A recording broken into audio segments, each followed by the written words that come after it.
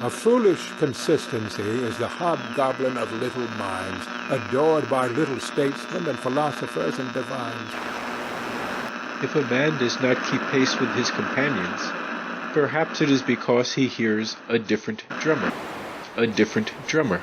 And now, coming to you from dead center on your dial, welcome to Risk Parity Radio, where we explore alternatives in asset allocations for the do-it-yourself investor.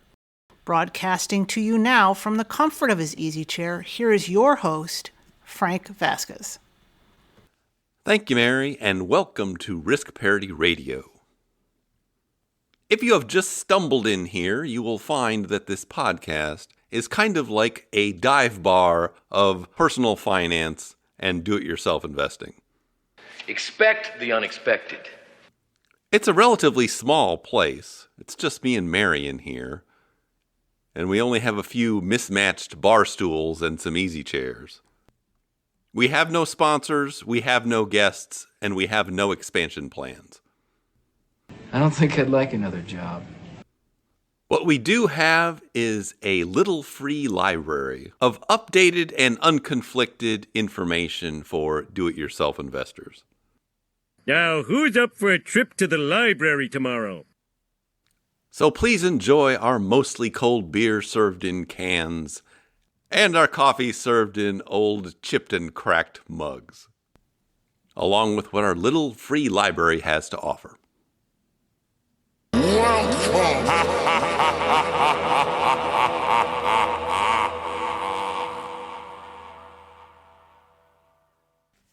But now onward, episode 339. Today on Risk Parity Radio, we're going to get back to your emails, which seem to be stacking up here, and I will get to all of them eventually. It's not that I'm lazy. It's that I just don't care. But first, actually, two interesting items from the news this past week.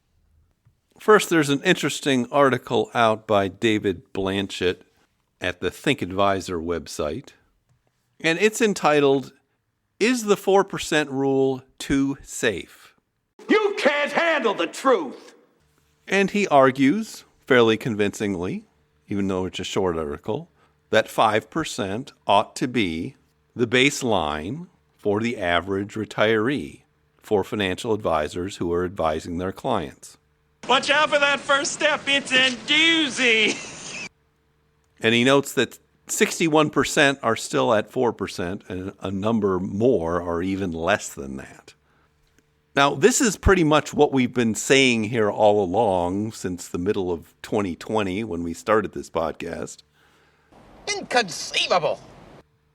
That it was possible to achieve a better safe withdrawal rate than the 4% rule would imply if you used a better portfolio and more reasonable assumptions and management techniques as far as inflation and withdrawals were concerned. Because based on a lot of poorly done research, there had been a lot of papers in the past 10 years that suggested that the 4% rule was dead and you had to go lower than that and dogs and cats were going to live together. You can't handle the dogs and cats living together! But it seems like people are finally getting the memo. Did you get that memo? And here's how we know that things have changed. 11 years ago, this same author, David Blanchett, along with Michael Finke and Wade Pfau, wrote a paper that is entitled, "The 4% Rule is Not Safe in a Low-Yield World." Exactly the opposite headline from the one he just wrote last week. And I've criticized those analyses in the past. They're based on faulty assumptions. And now it appears that he's admitted that he was wrong. And they were wrong, and they have been wrong for a very long time. Wrong! So it's nice to see some people are coming around to the truth about this. Didn't you get that memo? With the real question being, why did it take them a decade to get there? When it seems pretty obvious from anybody who's actually analyzing portfolios that we can all hold. And I'll go ahead and make sure you get another copy of that memo. Okay? Maybe they just thought it would be better for their AUM fees if their clients did not spend their money, and it just kept growing. My straw reaches across the room and starts to drink your milkshake. Because the bigger the milkshake is, the sweeter the drinking. I drink your milkshake. I drink it up. Anyway, it's nice to see that a few prominent people are finally getting the memo. Yes. I have the memo. And let's hope that trend continues. I will link to the new article and the original paper in the show notes.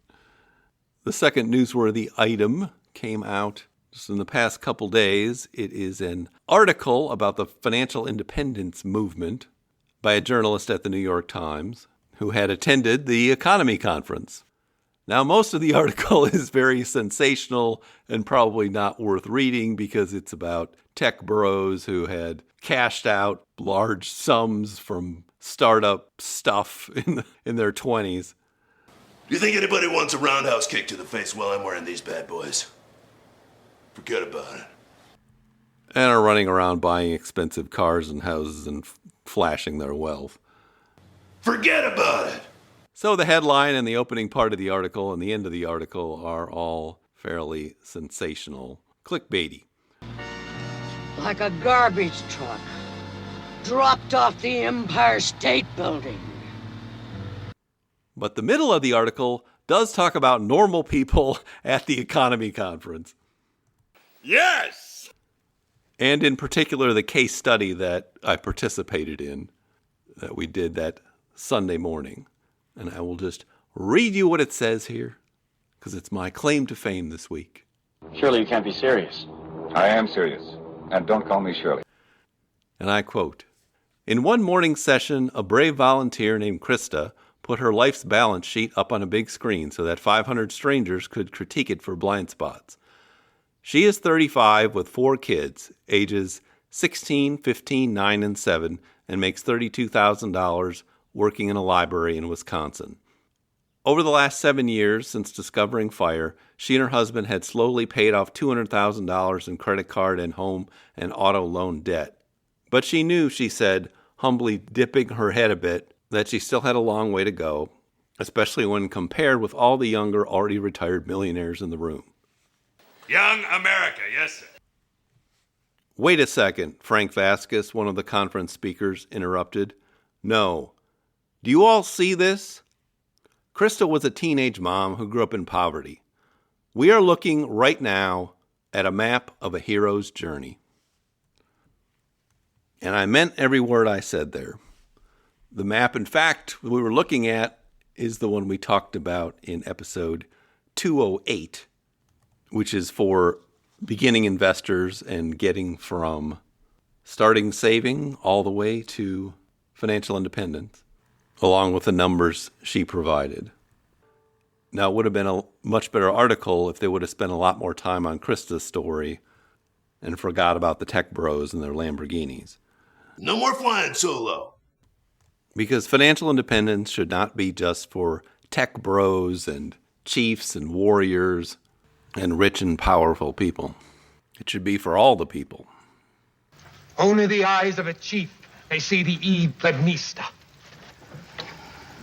This was not written for chiefs. What's your reason? Hear me. Hear this! Among my people, we carry many such words as this from many lands, many worlds. Many are equally good and are as well respected. But wherever we have gone, no words have said this thing of importance in quite this way. Look at these 3 words written larger than the rest, with a special pride never written before or since. Tall words, proudly saying, "We the people." That what you call plebnista was not written for the chiefs or the kings or the warriors or the rich or the powerful, but for all the people. Anyway, I'll try to link to the article when I think it's behind a paywall, and you can check it out. But now let's get to your emails. And so without further ado... Here I go once again with the email. And... First off, we have an email from Average Joe. Average Joe! And Average Joe writes... In the spirit of Spanish football announcers, I have a question about gold. Mary, Mary, I need your hugging.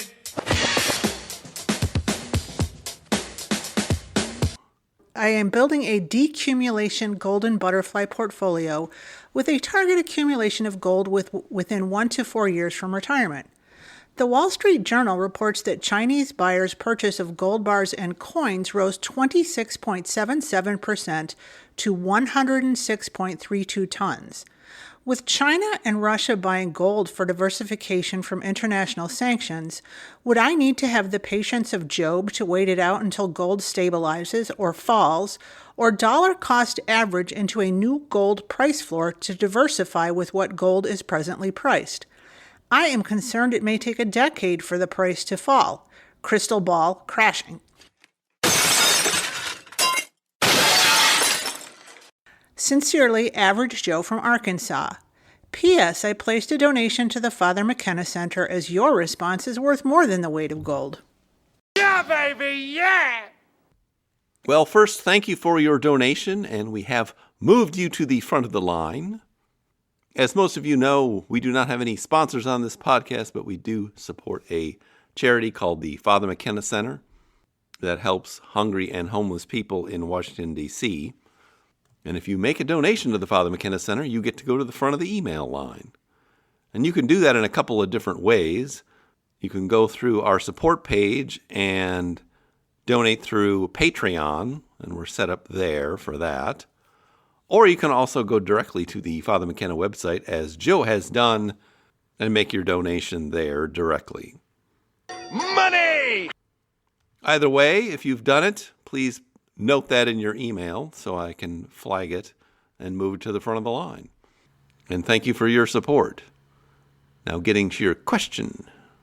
Yes, it does seem that people are getting pretty excited about gold these days and buying it at Costco, and evidently there are shops in Korea that are selling little bars. I saw another headline about that recently. I love gold. It does always worry me because usually it's when people start buying gold coins and little gold bars is when it's reaching another all-time high. But that kind of frenzy actually can go on for years, as it did in the 1970s. Buy low, sell high. Fear, that's the other guy's problem. And for a while in the early 2000s. All my life I've been in love with its color, its brilliance, its divine heaviness. I welcome any enterprise that will increase my stock. So I don't think you can really use it to predict anything. And I think gold is one of the most unpredictable things to try to use a crystal ball on. A crystal ball can help you. It can guide you. It can trend one way for 5 or 10 years, or it can go nowhere for 5 or 10 years. It's kind of looking at the aura around the ball. See the movement of energy around the outside of the ball. So I think for most people, the easiest thing to do is just build out the position with new money that you're investing into your portfolio. Because there's no real way of saying that gold in the near term, I guess you're talking about 1 to 4 years, will be more or less valuable than it is today. There just isn't a way to figure that out. Now you can also use the ball to connect to the spirit world. So no, I wouldn't be waiting around to buy gold now if you're looking to buy some gold now to fill out a portfolio. There has been a pullback, if that helps you at all, mentally. So I think you can just go ahead and dollar cost average into it over the next 1 to 4 years, or not, but psychologically that might be more pleasant than trying to go whole hog either now or at some date in the future. Because I can tell you that once you buy it, mostly it's just going to sit there. And that's the way, I like it. Casey and the Sunshine Band. Just please buy it in the form of ETFs like normal professionals do these days. And don't be running around like Grandma and Grandpa Clampett, shoving gold coins in bars and coffee cans and burying them in your basement. Well, it's new to me. I've heard of gold dollars, silver dollars, paper dollars, but he says he's going to pay me in, what do you call them, Granny? $1 million. Just treat it like all of your other investable assets. Sorry, my crystal ball was all fuzzy about this as usual. We don't know. What do we know? You don't know. I don't know. Nobody knows. But that's to be expected. Do you expect me to talk? And thank you for your email. No, Mr. Bond, I expect you to die. Second off, we have an email from Matt. I've officially amounted to jack you squat. And Matt writes, Hi, Frank and Mary, me again. Since I last messaged, I've been using portfolio charts and portfolio visualizer extensively and can't believe such great tools are available online at no charge. I have spent a lot of time looking at our current portfolio and am working to find the best long-term portfolio for long-term decumulation, 50 plus years. We are 43, me, and 52, my wife, and have been retired for 2 years now. Below are a few questions. 1. After a lot of research on both websites, I believe the below portfolio is the best option for us based on our current holdings, trying to not sell and incur taxes just to change portfolio, while also taking full advantage of a portfolio similar to the golden butterfly ratio. This portfolio will require nearly zero sales in our brokerage account, and based on the metrics on the below chart, I feel it is well positioned to allow us a 4 to 5% withdrawal rate for the next 50 plus years. Thoughts? Current portfolio here and planned portfolio here. 2, managed futures. One allocation that I would still like to incorporate into the above planned portfolio based on your feedback is managed futures. Since it is so difficult to look at these on portfolio charts or portfolio visualizer, how much would you recommend allocating to either DBMF or KMLM, or what would you take it away from? Gold? Also, does it matter which type of account this goes in? Brokerage, IRA, or Roth? 3. Gold. We have zero in gold at the moment and need to purchase a decent amount. With gold at all-time highs, would you consider waiting for a pullback or just invest in the asset up to the allocation amount now and move on? 4. Brokerage account taxes. We are still trying to manage our taxable income for ACA purposes, and the investments we have are throwing off a decent amount of dividends. A good problem to have, I know. With that said, are there recommendations you would have to lower this and then just sell as part of our annual rebalance to refill our bank account each year? The benefit being we have complete control over how much income versus having little to no control over what is given off by these funds in our brokerage account. 5. Any other thoughts or suggestions? If there are any additional charts or information that would be helpful to better answer the above questions, please let me know and I will send over. Thank you again for all that you both do. Love listening to the podcast every week and always appreciate the laughs from the clips. You mean, so? Let me understand this, because maybe it's me. I'm funny how? I mean, funny like I'm a clown, I amuse you? I make you laugh, I'm here to amuse you? What do you mean funny? Funny how? How am I funny?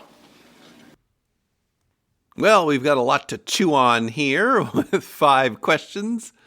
Going to your first one, I did pull up these portfolios. I'll try to link to them in the show notes. You have to do a little gymnastics to make them come up in portfolio charts.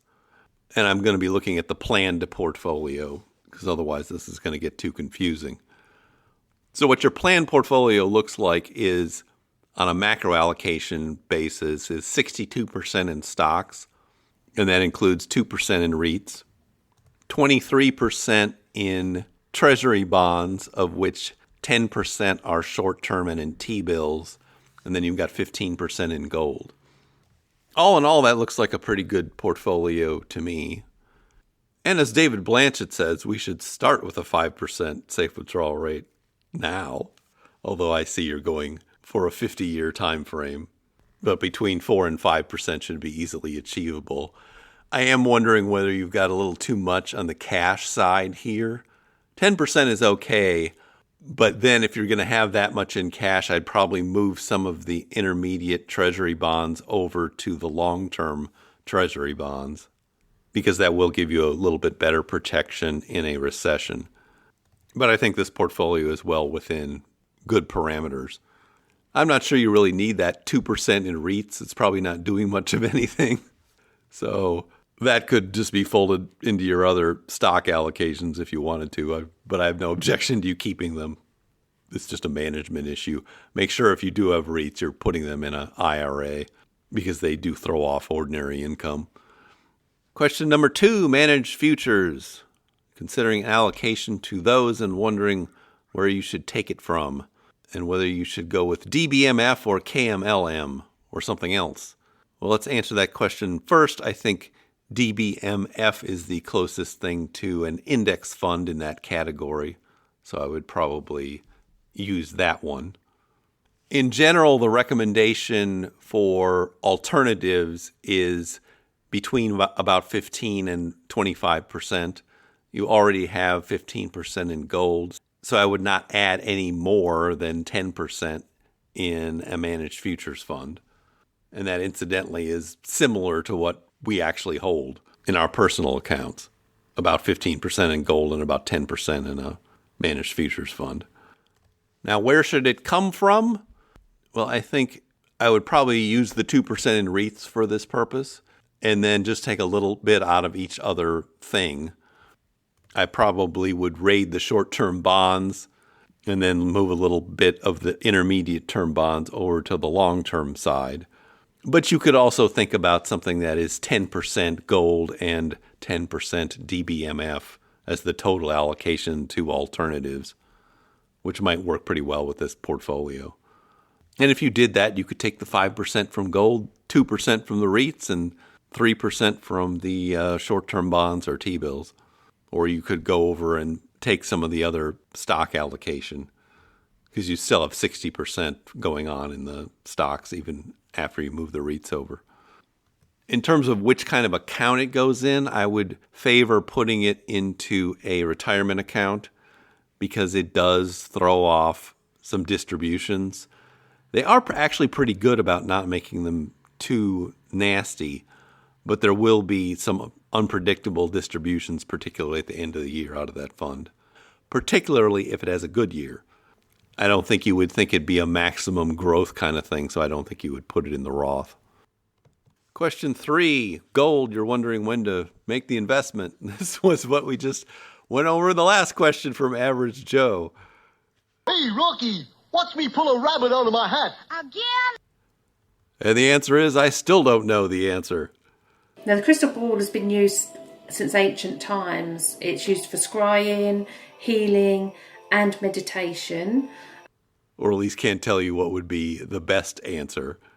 So if it's the most comfortable, just dollar cost average it over there over a little period of time. But you could put it all in at once if that was more convenient for you. We have actually had a pullback, so if that's important, go ahead and use that as a reason to go ahead and make the investment now. All right, next question, brokerage account taxes. You're wondering how to control those. And I think basically what you want in your brokerage account is mostly your stocks. And if you have things that pay dividends, you want the ones that pay qualified dividends. And I don't know whether that would include whatever international fund you are using. That may need to go in the IRA. I also don't know what the proportions are of each of these accounts. But I would not be holding excessive short-term bonds or T-bills or anything outside of retirement accounts. You really only want to hold what you think you're going to be using in the next year, and maybe not even that, because those will be generating a lot of ordinary income right now. And if you are using standard kind of index funds for your stock holdings, I would not expect those dividends to change a whole lot year to year. They'll probably be pretty consistent, and they'll probably be around 2% if you're just talking about a basic index fund. All right, question 5. Any other thoughts or suggestions? Well, I would suggest that you also take these plans and go and model them over at Portfolio Visualizer using the Monte Carlo simulator there in particular to see how things would pan out.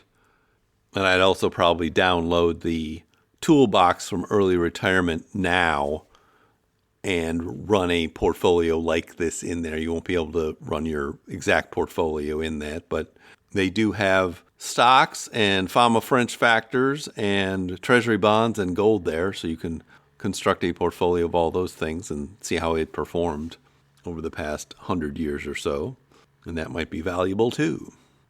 Make sure you also check out the other calculators at Portfolio Charts, including the safe withdrawal rate one in particular. But you're definitely on the right track here, and I hope you can come up with something that works for you, and I think what you've got there should work pretty well. The best, Jerry. The best. Just one note on your last comment. You wrote, "Love listening to the podcast every week and always appreciate the laughs from the clips." You are talking about the nonsensical ravings of a lunatic mind. This is always the most controversial thing about this podcast, and I will read you my latest 1-star review for your amusement as well. That's not an improvement. And it says, "The content of this podcast seems okay, perhaps even helpful, but the sound bites are immensely distracting. If you're looking to be entertained like a 10-year-old child with ADHD would enjoy, this podcast may be for you." All pay heed. Now enters His Holiness Torquemada, the Grand Inquisitor of the Spanish Inquisition.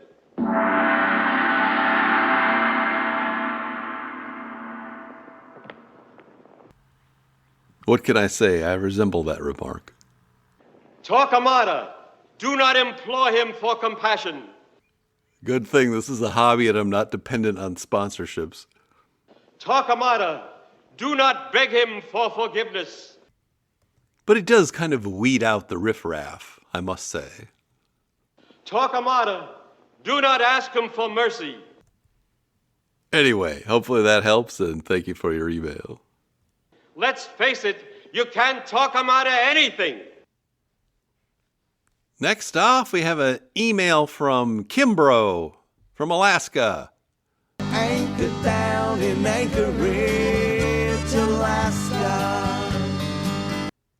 And this is actually the last part of an email that Kimbrough already sent us, but got garbled, and so we didn't get the last part of it last time. So we're just reading that part of it.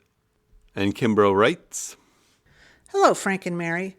Hello again, and thank you for all you do. Wow, how lucky we are that you are on this planet genuinely and peacefully sharing your wisdom." Oh no, my young Jedi. You will find that it is you who are mistaken about a great many things.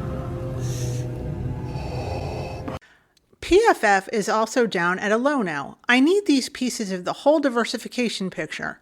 Maybe buying in now at a low is no problem. I'm just shy. Thank you, and thank you again. Kimbrough in Anchorage, Alaska. All right, I'm not sure you would want to use PFF at all. It's kind of a specialty thing. And PFF is a preferred shares fund. And really what it's most useful and who it's most useful for are people that are in high income tax brackets, but they want to hold some kind of bond-like thing in their taxable account for whatever reason they need to do that. And if you're in that situation, something like PFF is helpful because it pays qualified dividends, and therefore you're not paying ordinary income tax rates on that for its dividends. There's another fund called PFFV, which I also find pretty useful, and it's paying a higher dividend than PFF is right now, as well as having a lower expense fee. But unless you fall into that category and would otherwise be buying some kind of corporate bonds or something, you probably don't need to have PFF in your portfolio. So I'd probably just let it go. And thank you for the rest of your email. Anchor down in Anchorage. Anchor down in Anchorage.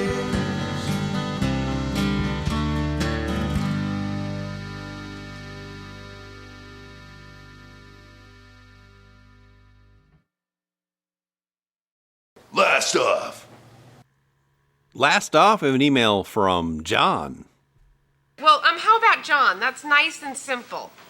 What, are you serious? Well, yeah. John, you want to do that to the kid? Do what? And John writes, Hi, Frank, and thanks, Mary. Welp, I picked an asset allocation, and now I just need to let it be. What? It's gone. It's all gone. What's all gone? The money in your account. It didn't do too well. It's gone. Given my psychological makeup, I think I need to step away, stop engaging with these topics for a while, stop looking at my accounts so frequently, and ideally become appropriately detached but attentive. Do you have any tips for striking that balance over the long run? Is there a minimum level of attentiveness to your long-term investments that you would recommend before detachment becomes negligence, or can it be okay, or maybe even for the best, to disengage completely? Thanks as always, John.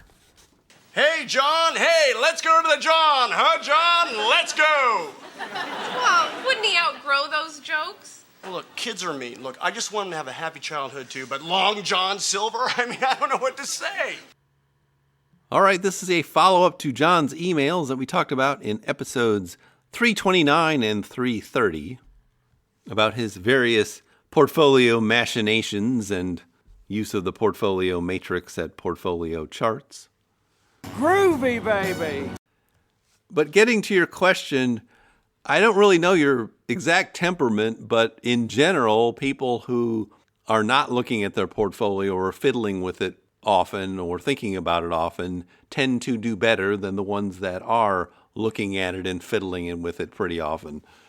So you may want to take the app off your phone if that's what you use to look at it with.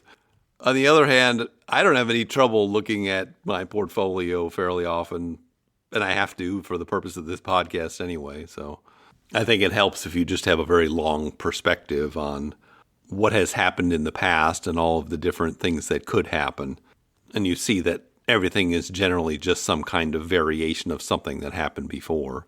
Even 2022 was kind of like what happened in the 1970s towards the end of it and back in 1937. So there's always some kind of analog that you might want to look at or could look at.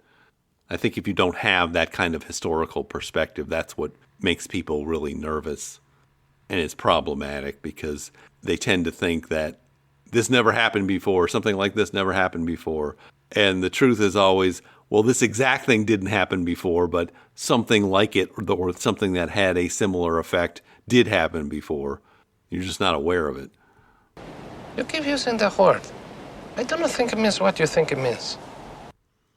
Now, how often do you really need to look at it? Well, probably not very often. You just need to look at it for the purpose of rebalancing or withdrawals or something like that. And obviously, when you do your taxes, you have to deal with it then. So if you just wanted to look at it every quarter or every year or every month, that would be fine. You need somebody watching your back at all times. I do think you can disengage pretty completely if that is what you'd like to do as well. So maybe give that a spin for a while and see how you feel about it. It can't work!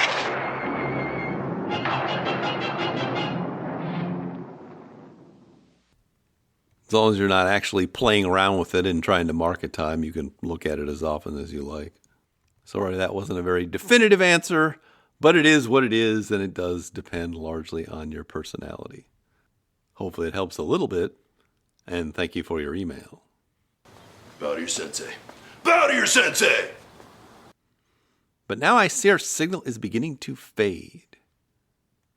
If you have comments or questions for me, please send them to frank@riskparityradio.com. That email is frank@riskparityradio.com.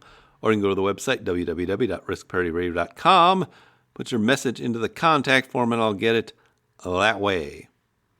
We are about 3 weeks to a month behind on these emails, but we will be getting to them, even though we have some more hiatus periods coming up. Because we got graduations and weddings and rowing competitions and all sorts of things going on. If you haven't had a chance to do it, please go to your favorite podcast provider and subscribe. Give me some stars, hopefully more than one. And a follow. That would be great. Okay. Thank you once again for tuning in. This is Frank Vasquez with Risk Parity Radio. Signing off. Mira el centro, clave, gol.